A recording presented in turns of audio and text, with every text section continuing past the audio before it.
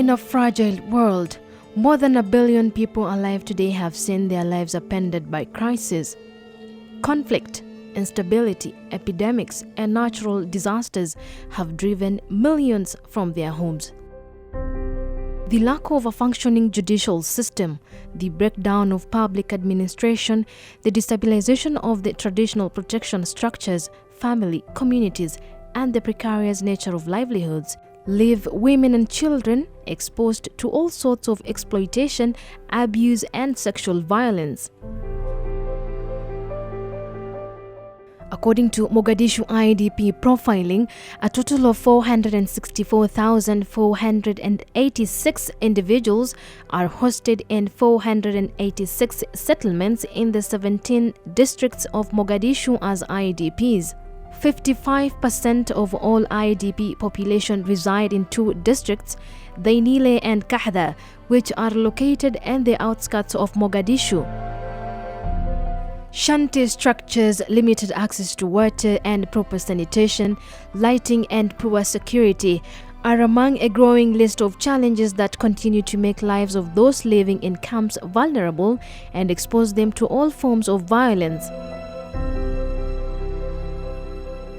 At the level of social and health structures, there is no appropriate response to these problems. Only few agencies ensure an effective response to cases of sexual violence.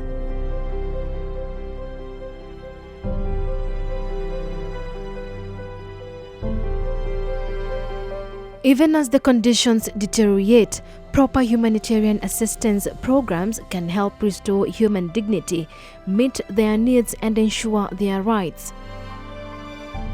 Welcome to the Northern Frontier Youth League, where our mission is to improve the quality of life of the citizens, particularly the marginalized, through economic self-reliance and social empowerment. In partnership with IOM, NoFYL strives to contribute to the reduction of physical and mental health consequences among women and girls who are victims of sexual and gender-based violence in Mogadishu and Afgoye, Somalia. Through community outreach and awareness campaigns, NoFYL empowers the community and victims of GBV to challenge the existing systems which uphold inequality that causes their impoverishment, demand their entitlements, and work in collaboration with concerned stakeholders to this end.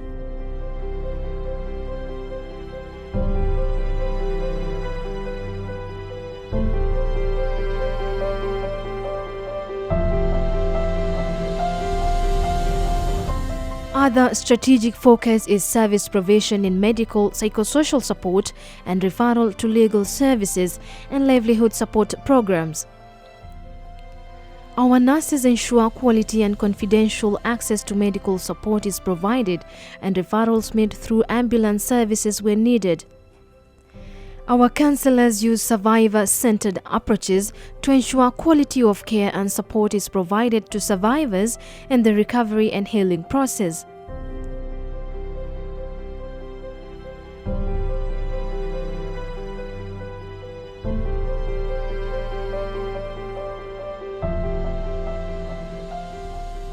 NoFYL employs community health workers who are trained to provide basic medical support to GBV survivors who are not ready to seek services at the mother-child health centers.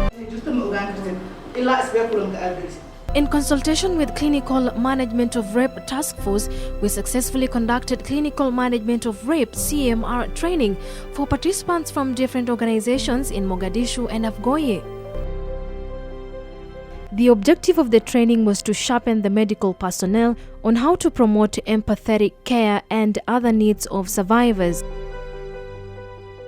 The training was to educate health service providers on GBV, confidentiality, improving clinical care, and how to competently respond to the health and psychosocial needs of sexual assault survivors, and importantly, to ensure correct treatment of GBV cases such as PEP administration for rape survivors.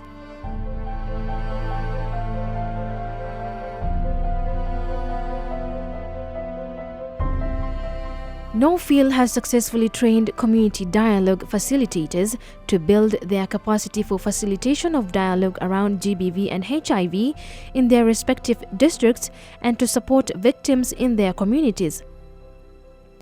The sessions are designed to recruit teams that champion change, following up discussions to the end where reviews are frequently made to measure change in attitude beliefs from negative to positive. We were 8 persons who were the committee of this IDP camp. We were trained by NoFYL. At the start of the training, we were really shy and surprised to talk about GBV. From the training, we returned to the IDPs to share through dialogues. They were all surprised the same way we were at first. There's a lot of silence around violence, and HIV is not a topic of discussion. There is a better understanding. There's a huge change among the IDPs now, despite being the first time we are discussing such issues in our community. Today, members are talking about every issue relating to GBV. They are exchanging ideas. For instance, if a woman is raped, they used to hide the incident, but now incidents are identified more and survivors are sent for medical support for treatment.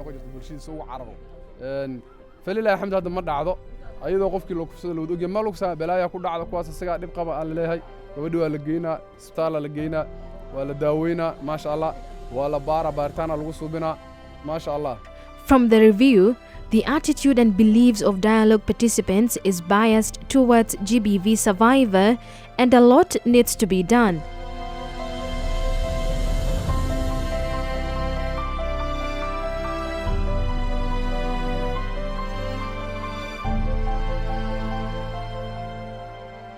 After 4 months of discussions, a lot of improvement was noted, although more time is needed to have more impact.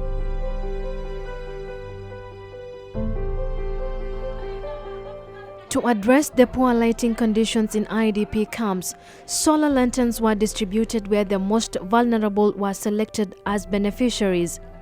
They were enlightened on the importance of the lanterns and how to use them.